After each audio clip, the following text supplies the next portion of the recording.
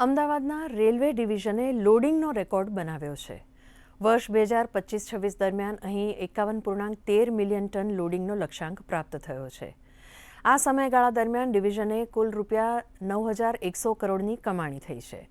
આ વખતે મુસાફરોની સંખ્યા પણ વધીને 40 મિલિયન થઈ છે. પશ્ચિમ રેલવેના ડીઆરએમ વેદપ્રકાશે જણાવ્યું હતું કે ઉનાળુ વેકેશન દરમિયાન વિશેષ ટ્રેન્સ પણ દોડાવાશે, જેના માટે સમયાંતરે મુસાફરોને જાણ કરવામાં આવશે.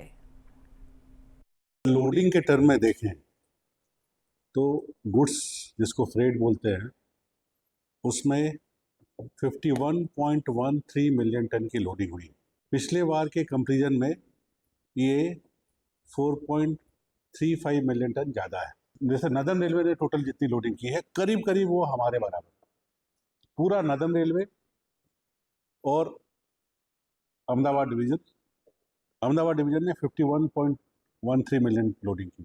रेवेन्यू जो टोटल अर्न किया अहमदाबाद डिवीजन ने, वो टोटल अर्निंग हुई है 9,193, 9,193. जो पैसेंजर ट्रेन और मेल एक्सप्रेस चलाते हैं उसमें अर्निंग हुई है 1814 करोड़, जो इसके पहले थी 1697 करोड़.